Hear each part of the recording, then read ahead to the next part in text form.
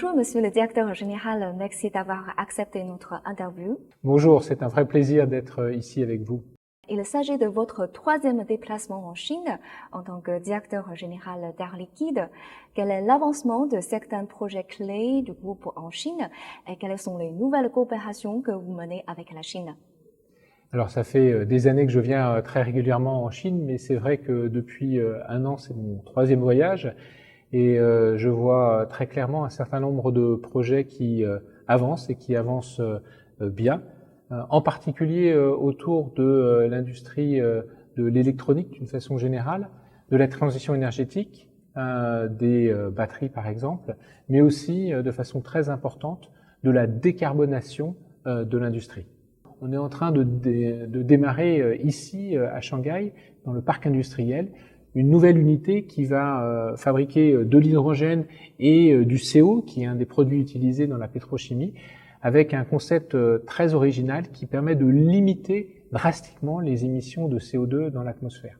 Alors nous avons été en Chine depuis plus de 30 ans. La Chine est un pays très important dans le groupe Air Liquide et donc nous poursuivons nos développements en Chine, dans les différentes régions et dans les différents marchés dans lesquels nous sommes.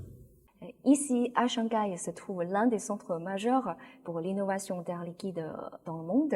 Quelle est votre appréciation de la force novatrice de la Chine? Pourriez-vous citer quelques exemples de réalisation d'Air Liquide en matière de recherche et de développement et d'innovation en Chine ces dernières années? Bien sûr, nous sommes ici au cœur de notre centre d'innovation de Shanghai qui sert le marché chinois mais qui rayonne aussi pour l'ensemble du groupe en Asie et ailleurs. La Chine est bien connue et on le voit de façon quotidienne pour ses capacités d'innovation, pour des solutions qui sont très pragmatiques et qui sont aussi extrêmement innovantes. Alors ici, dans ce centre-là, on a beaucoup d'innovations différentes pour nos clients, mais par exemple, je peux citer les travaux récents que l'on fait sur le développement d'applications d'oxygène et d'azote dans la fabrication des batteries pour les véhicules électriques, pour être capable à la fois d'améliorer les rendements, mais aussi la qualité des produits. C'est un centre de recherche où nos clients peuvent aussi venir tester leurs solutions, et puis c'est un centre de recherche qui est ouvert sur l'écosystème d'innovation en Chine, qui est extrêmement fécond, avec des universités, un certain nombre de partenariats qu'on a avec les grandes universités chinoises, mais aussi tout un environnement de start-up qui existe bien sûr ici en Chine. En novembre dernier a été inauguré le Centre de neutralité carbone Chine-France. Qu'attendez-vous de cette plateforme? Alors, je pense que sur les sujets de décarbonation, il y a une nécessité de développer les échanges internationaux et de bénéficier du savoir-faire développé dans les différentes parties du monde.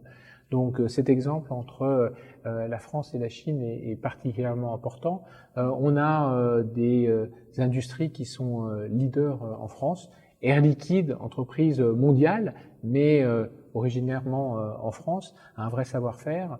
Il y a aussi en Chine du savoir-faire, des cas d'usage, et donc c'est très important sur un enjeu qui est un enjeu mondial, qui est un enjeu de société, on arrive à collaborer et prendre le meilleur de ce qui se fait en Chine, en France et ailleurs.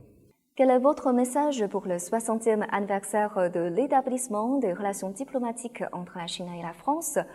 Quelles sont les perspectives de nos relations bilatérales à vos yeux? Bien sûr, nous allons célébrer ça au niveau des pays et puis des acteurs engagés dans la relation bilatérale entre la Chine et la France. Je pense que c'est le signe d'une longue relation de confiance et de développement commune. Donc on va célébrer le passé, mais on va aussi se projeter vers l'avenir. Et je crois que c'est ça qui est important, c'est de voir comment on peut aller plus loin dans cette relation. Si je regarde ce que nous on peut faire en tant qu'acteurs industriels et acteurs de l'économie, ce que je souhaite, c'est que on utilise cette opportunité pour aller plus loin dans les échanges et les relations, par exemple autour des solutions pour le climat, pour être capable de, ensemble, combattre ce défi qui est un défi mondial.